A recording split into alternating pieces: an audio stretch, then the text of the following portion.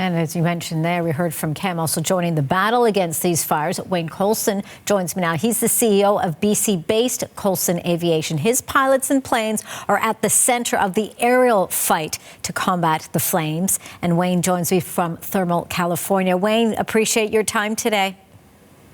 Thank you. Good evening. What are you watching for here? We know that these fires are set to be some of the deadliest ever seen. Your teams have some particular expertise in all of this, but talk to us about what they're doing.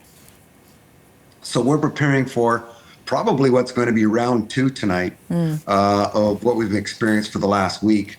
However, our program is 4 years old. We've been running a fleet of CH-47 3,000-gallon capacity heli tankers in the LA Basin between Orange County, Ventura County, and LA County. So we have 3 permanent bases set up, and we've been working the last several years on a 24-hour, 7-day-a-week basis, 365 days for an event like this.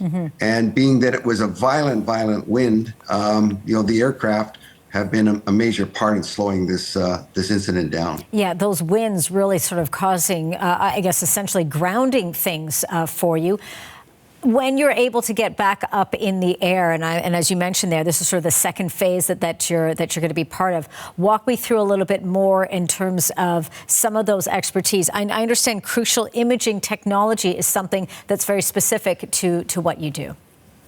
We do. So we have an Intel helicopter above us that we work with that identifies targets and protects the heli tankers below on the ground. And we can, with the thermal imaging camera, we can see crews and we can see fire trucks through the smoke. So we know where the drops need to go. And interesting, in this firefight, over 50% of our flying has been at night. So we've dropped roughly over 4.5 million liters of water. That's been a fair percentage at night. So that's a big transition in the world of wildfire, where in Canada, that's not very well known. We don't fight fire at night. Talk to me a little bit more about that challenge then, because they're going to have to sort of regroup and I guess rejig how they're going to do things because it's at nighttime. I think that's the big transition that we've seen here. Right. Certainly in LA, we're hearing that without the air support at night, it would have been double the size of the impact of these fires.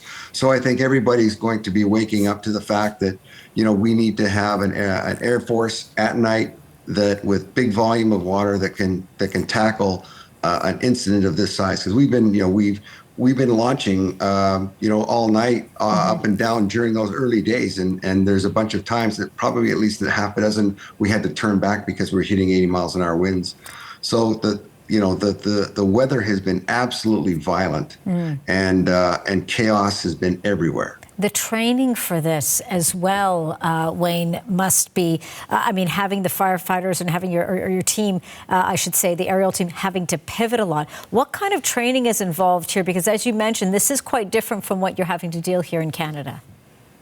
Well, what's not known by the public is that down in the LA Basin, up until 2024, we fought over 250 fires. 50% of those fires have been at night that nobody ever hears about because we've caught them. Right. The big difference on this one has been the wind, which nobody had predicted. And, when you get up over 50 miles an hour, everybody just needs to get out of the way and protect themselves and their family and their animals and evacuate. Certainly, there's nothing you can do. So when we were poking at parts of the night and the evening, we were up a couple times, 2, 3 in the morning, where we would get back up and we'd find those windows to try and go on structure protection. And our primary business at night is structure protection. Right, because we've seen the incredible devastation there. The Chinook's capable of carrying 3,000 gallons of water. That's very, very critical in all of this, but also we're seeing that international coordination. We were speaking with Cameron McIntosh earlier, and he's sort of showing us the lineup of, fire trucks that were out there ready and waiting. So what you have on the ground and what you're having in the air. Talk to me about that coordination and how important it is in fighting what we're seeing here. Are these deadly fires that really are quite relentless in continuing?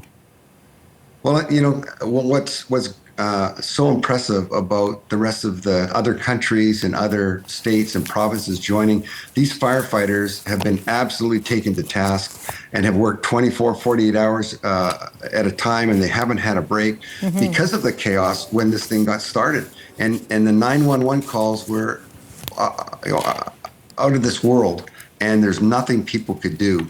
And I think mentally and physically, these people, the men and women that have been started on these fires, they need support, and it's wonderful to have other parts of the country come and provide that support. Indeed, just absolutely incredible work that they're doing. Heroes indeed. Wayne, thank you so much for giving us your time today. Wayne Coulson is the CEO of Coulson Aviation. His organization sent aircrafts to assist, in those LA fires. Thank you so much for this, Wayne. Thank you.